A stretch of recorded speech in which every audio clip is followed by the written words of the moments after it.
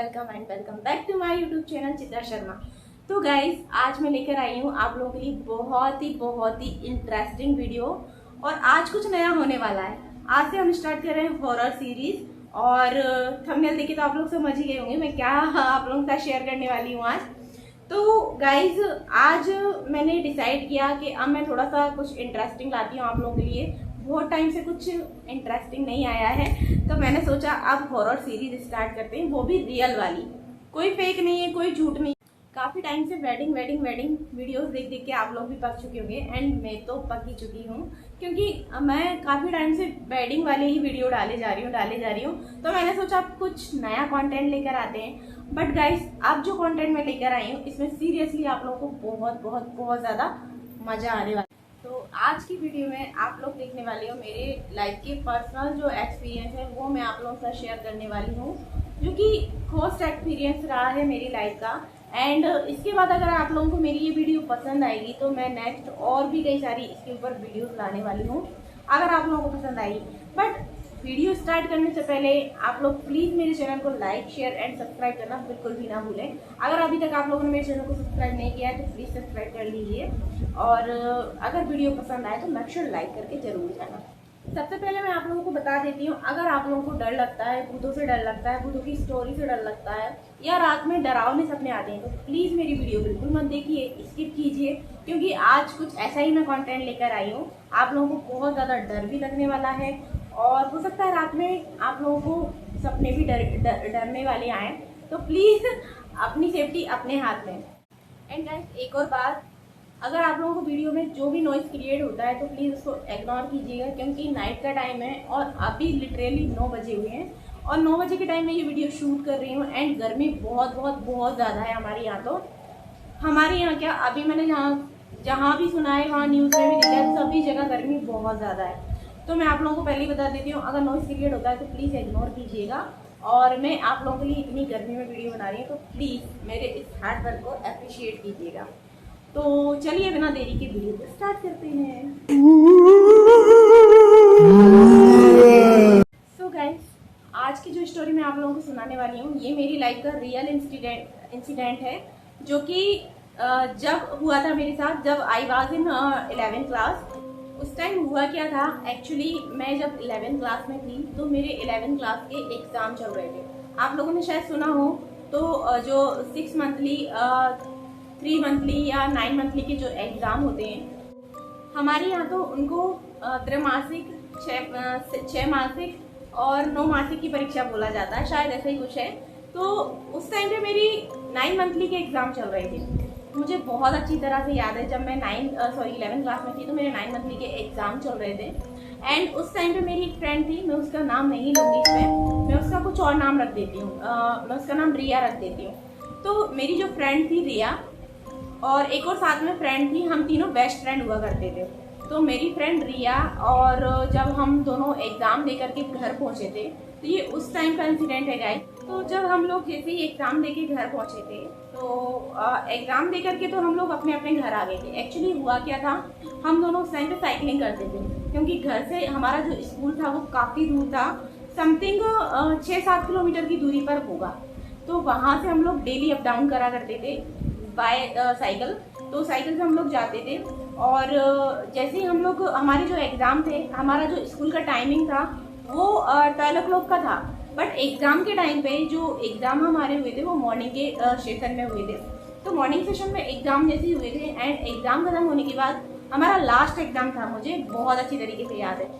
वो इंसिडेंट मैं कभी नहीं भूल सकती।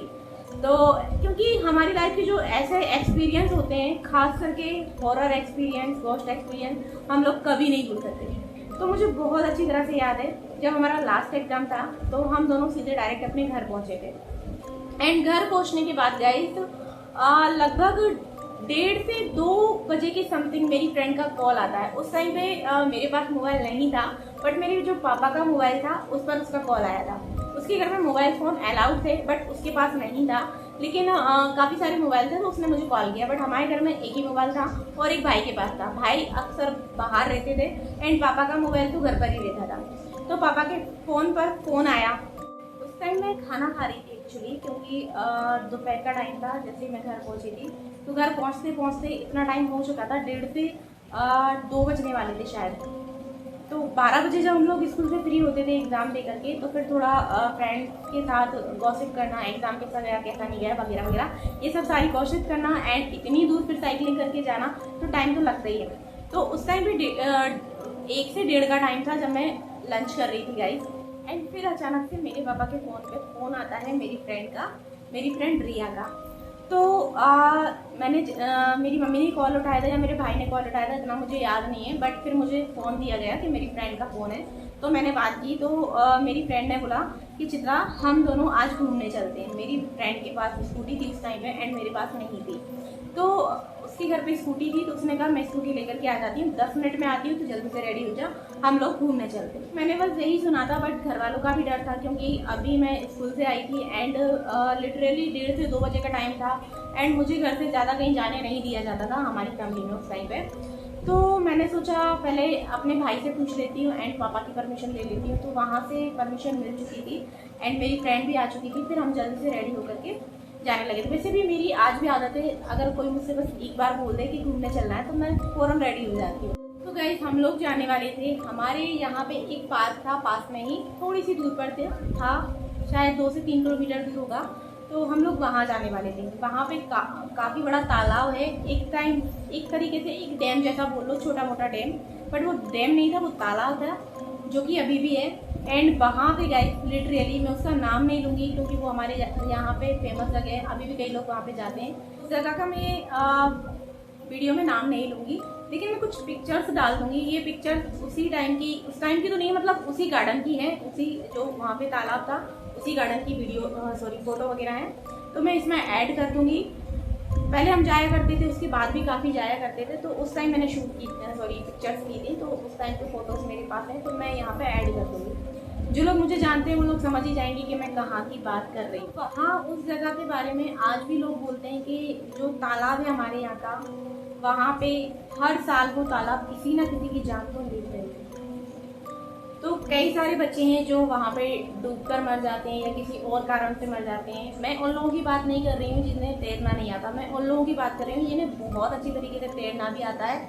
एंड उसके बावजूद भी मैं सिर्फ बच्चों की बात नहीं कर रही हूँ, बड़े लोग भी वहाँ जाते हुए ऐसा इंसिडेंट उनके साथ हुआ है। इस तरह की घटनाएं अक्सर वहाँ होती हैं, हर साल होती हैं और होती ही रहती हैं।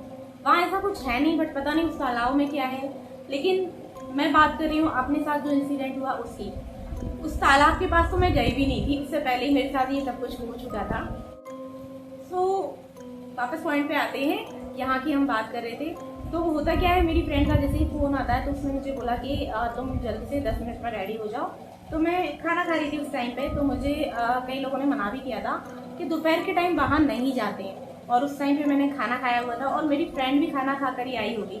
तो दोपहर के टाइम पे जब ऐसी कोई जगह होती है यहाँ ऐसा कुछ चक्कर वक्कर हो, तो तुरंत वहाँ खाना खा के नहीं जाना चाहिए, ऐसा कुछ बड़े लोग कहते हैं, सही कहते हैं शायद। फिर भी हम कहाँ मानने वाले थे गाइस, हम लोगों को तो घूमने जाना था। तो फाइनली मेरी फ्रेंड आ जाती है, हम रेडी होकर के चलते थे।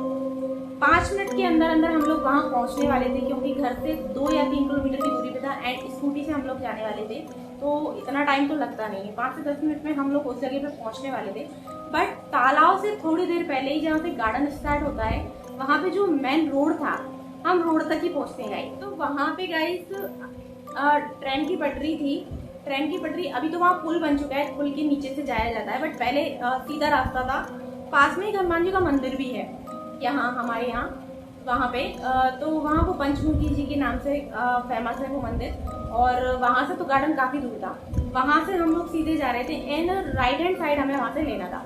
तो मेरी फ्रेंड ने राइट हैंड साइड गाड़ी को मोड़ा, मोड़ आते ही मेरी फ्रेंड ने राइट हैंड साइड में गाड़ी को मोड़ा एंड राइट हैंड साइड में गाड़ी को मोड़ने के बाद फिर हम लोगों को लेफ्ट हैंड साइड में गाड़ी को मोड़ना था, वहाँ उसने मोड़ा। एंड फिर उसके बाद सडनली होता क्या है हम दोनों को ही नहीं पता, हम दोनों बहुत अच्छी तरीके से बातें करते हुए जा रहे थे। ऐसा कुछ भी नहीं था कि वहाँ पे कोई बीच में आया हो या हमारी गाड़ी स्पीड में थी या ऐसा कुछ भी, बट लिटरली ऐसा कुछ फील हुआ, एकदम से कुछ हवा जैसा हुआ कि सामने से कुछ हवा टाइप से ऐसा किसी ने हमको टच किया या धक्का दिया या गाड़ी को पता नहीं सडनली क्या हुआ था, मेरी फ्रेंड ही गाड़ी चला रही थी उस टाइम पे, तो मुझे गाड़ी चलाना आती भी नहीं थी। एंड हम दोनों बहुत अच्छी तरीके से जा रहे थे, बातें करते हुए जा रहे थे, और वो गाड़ी बहुत अच्छे तरीके से चला रही थी, मुझे आज भी याद है। एंड सडनली गाड़ी ने स्लिप मार दिया, एंड गाड़ी ने जो स्लिप मारा था वो इतनी तेज भी नहीं था, एंड हम जो लोग गिरे थे वो इस तरह से गिरे थे, इस तरह से। तो अगर हम लोग बाय स्लिप अगर हम लोग गाड़ी से गिरते तो हमारा गिरने का जो पोजीशन था वो अलग होना चाहिए था। तो हम लोग अलग ही तरीके से गिरे थे, लेकिन इतनी जोर से नहीं गिरे थे गाइस कि हम लोगों को चोट आ जाए। जैसे ही गाड़ी मतलब गाड़ी से हम लोग गिरे, एंड ऑन द स्पॉट मेरी फ्रेंड लिटरली वहां पे गिरते के साथ ही बेहोश हो जाती है। सोच सकते हैं आप लोग गाइस, इतनी जोर से गाड़ी नहीं गिरी थी, ना ही हम पे किसी ने टक्कर मारा था, ना ही हमारी गाड़ी स्लिप हुई थी।